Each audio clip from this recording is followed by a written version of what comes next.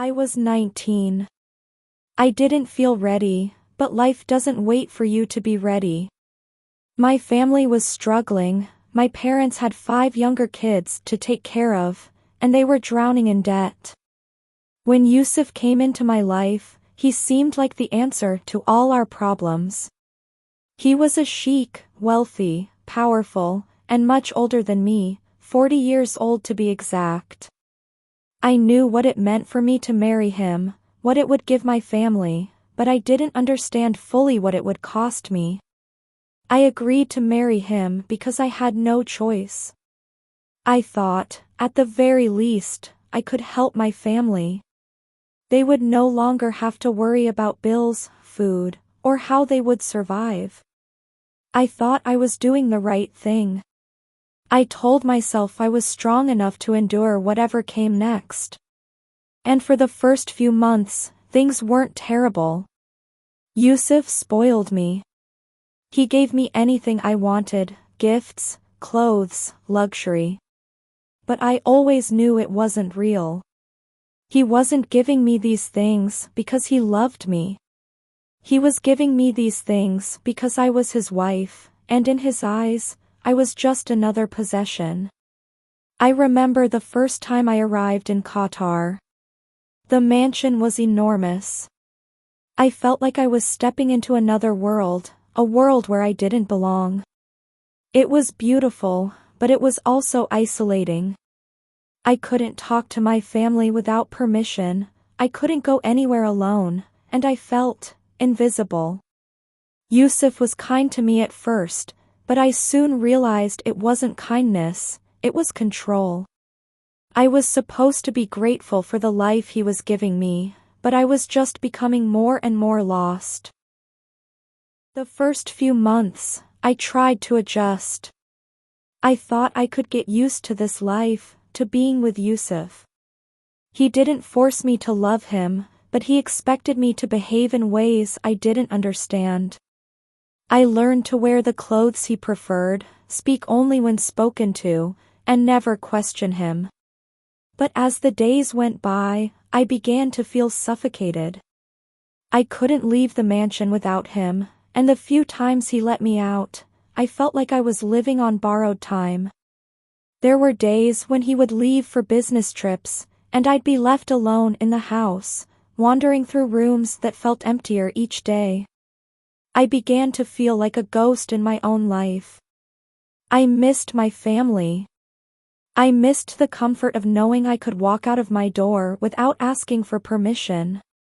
But I kept quiet. I kept telling myself that everything I was doing was for them, for my family. I knew they were struggling back home, and I couldn't let them down. So I smiled, I nodded, and I played the part of the obedient wife. But inside, I was dying a little more each day. It didn't take long before I saw the cracks in the life I thought I had built. The gifts didn't feel like love anymore. They were just distractions. Yusuf wasn't cruel, not overtly. But his indifference to me was worse. He didn't love me, he never had. I was his property, just like the house, the car, the servants. And as the months passed, I started to see him for who he really was, a man who controlled everyone around him, including me. I thought I could find peace with the quiet life we had. But when he stopped paying attention to me, it was like a hole opened inside me, one I couldn't fill.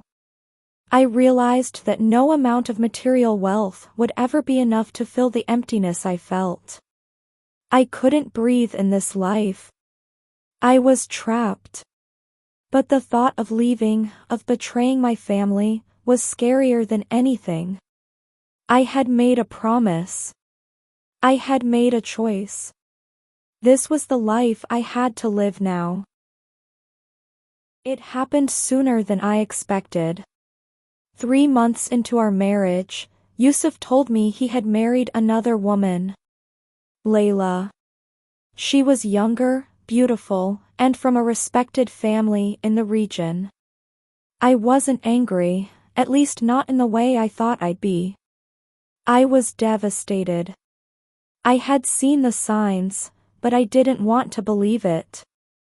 I tried to hide my feelings, to be understanding, but it felt like a slap in the face. I was no longer the only one in his life. I wasn't special anymore. The worst part was how he expected me to welcome her. I had to smile, to act as if everything was fine, as if my world wasn't crumbling. I had to accept her presence in our home. Layla was kind to me, but I could see it in her eyes. She was free. She didn't have to worry about obeying Yusuf in the same way I did. She was his equal in a way I'd never be. I hated the way Yusuf treated me now. His affection for her was evident in everything he did.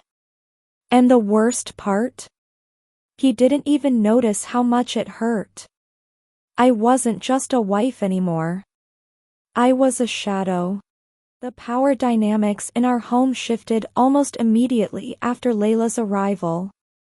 Yusuf treated her like an equal, as if she had rights I didn't have.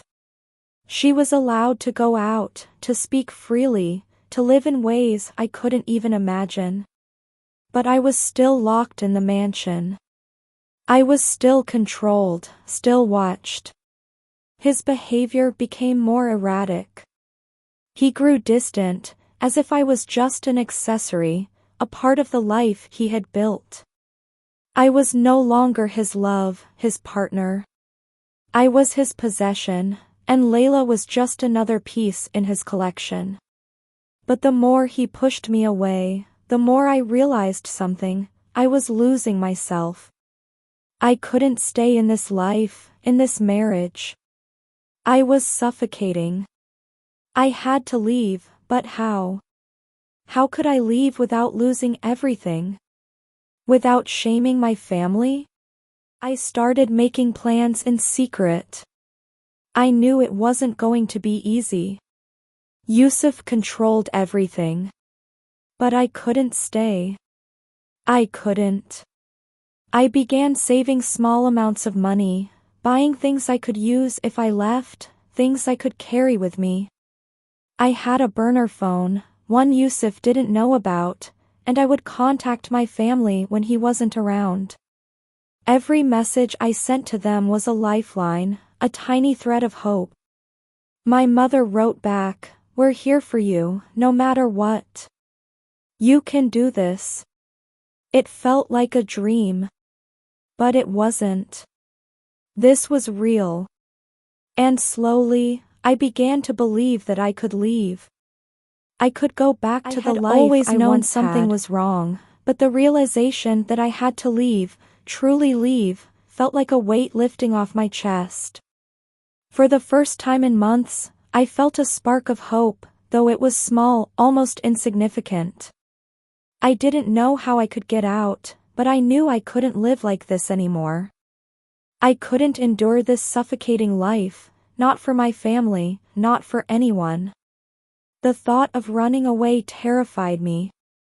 But what terrified me more was the thought of staying.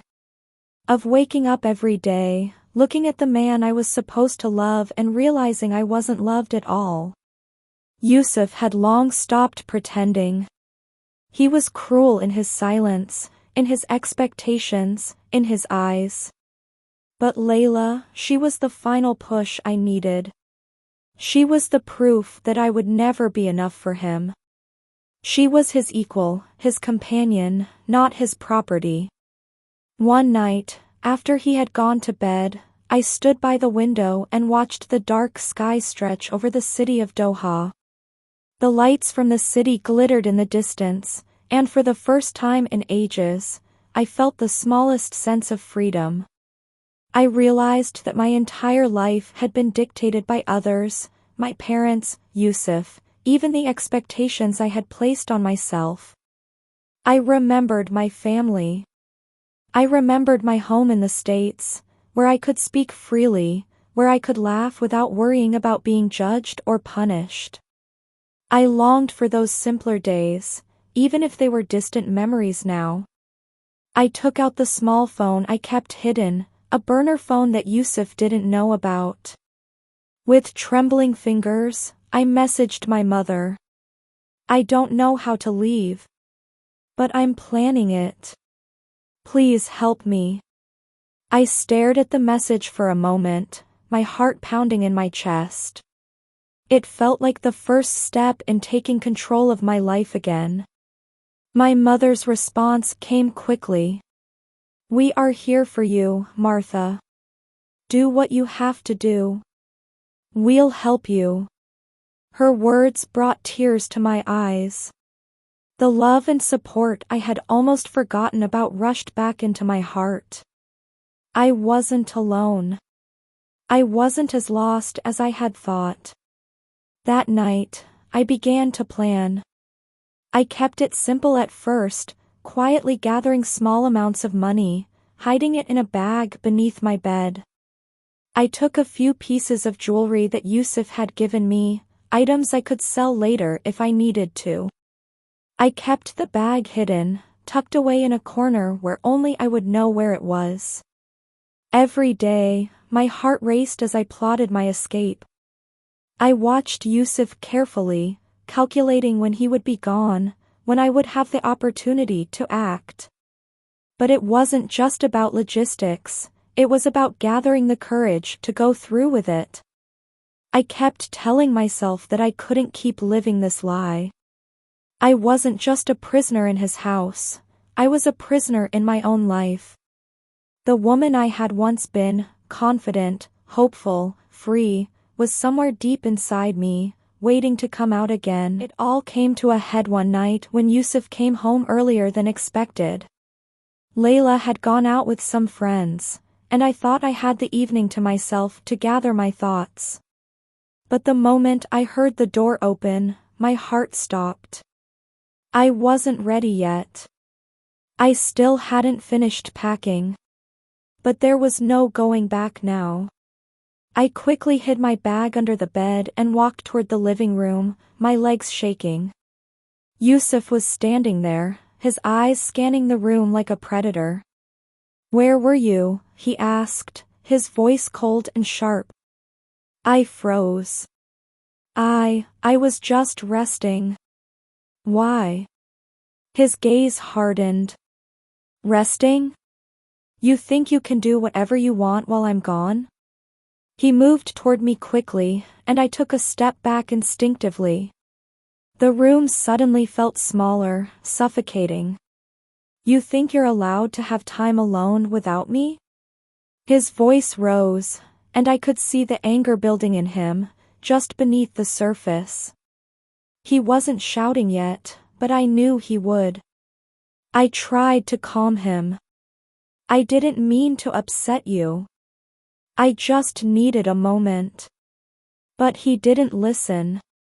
His words cut through the air like a blade. You are mine, Martha. I don't care what you need. You will do as I say, when I say it. Do you understand? I nodded, but my heart was pounding in my chest. I had never felt more trapped. This wasn't love. This wasn't even respect. It was control.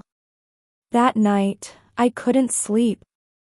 I lay in bed, staring at the ceiling, listening to Yusuf's deep, slow breaths as he slept beside me. My mind raced with thoughts of how I could leave. How could I get out of here without him noticing? How would I make it? I knew I had to go. The thought of staying another day under his roof, under his rule, made my skin crawl. The next day, I didn't hesitate. I woke up before Yusuf did, quietly slipping out of bed and gathering what I had packed. My heart was racing, but it was time. I could feel it in my bones. I couldn't stay any longer. I dressed quickly, taking one last look around the room I had spent so many nights in. The walls seemed to close in on me, as though they knew I was leaving, as though they were mourning the fact that I wouldn't be back. I crept out of the house, every step a silent prayer. The driver was already waiting for me. He had no idea what was going on, he was just following orders, as always. I climbed into the car without a word, hoping my face didn't betray the turmoil I felt inside. When we reached the airport, I could feel the weight of the moment crashing down on me. The fear in my chest almost paralyzed me. But the thought of staying in that house, staying in that life, was far worse. I had to do this. I had to go. I checked in quietly, my heart hammering in my chest. I tried to be invisible, to move like a shadow through the airport. Every passing face felt like it could be someone from Yusuf's world, someone who might stop me, recognize me, and drag me back to him. But no one stopped me. When I boarded the plane, it felt surreal. The seat beneath me, the hum of the engines, the distant view of the city disappearing beneath us, it all felt like a dream. I closed my eyes, trying to focus on what was happening, on what I was doing. I wasn't just leaving a country, I was leaving a part of myself behind.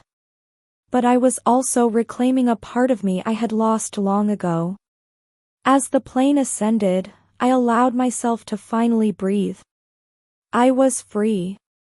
I didn't know what awaited me back home, but I knew I was no longer trapped in that gilded cage. I was free. The plane landed, and everything felt like a blur. My hands were shaking as I stepped off the plane. I could see my family waiting for me, standing in the crowded airport terminal. The moment I saw them, I felt a rush of emotions flood over me: fear, relief, sadness, joy. I wasn't sure which one to feel more of. But when my mother pulled me into her arms, everything else faded away. I collapsed into her embrace, the tears coming freely, uncontrollably. It was the first time in so long that I felt truly safe. For the first time, I didn't feel the weight of Yusuf's control, his expectations. I felt like I could breathe again.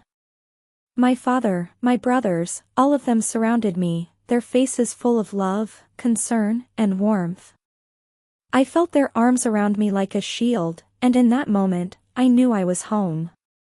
I was where I belonged. We didn't speak much on the way home. The silence between us was comforting, as if the years of my absence were finally being erased with every mile. When we got to the house, I looked around, feeling the familiarity of the place wash over me. This was home. This was where I had started, where I belonged. Later that night, I sat alone in my room. I let the stillness of the moment settle over me, the weight of everything I had been through slowly sinking in. The years of fear, of control, of being someone I wasn't, it was all behind me now. I was free. And for the first time in years, I felt like myself again. The woman who had been so lost, so invisible, was coming back. I had my family. I had my freedom. And nothing could ever take that away from me again. It wasn't easy. It wasn't quick. But I had found the strength to reclaim my life. I was no longer a prisoner. I was Martha. And I was free. If you like this story and felt connected, please subscribe. Thanks for watching Gabby's cheating stories. See you on the next one.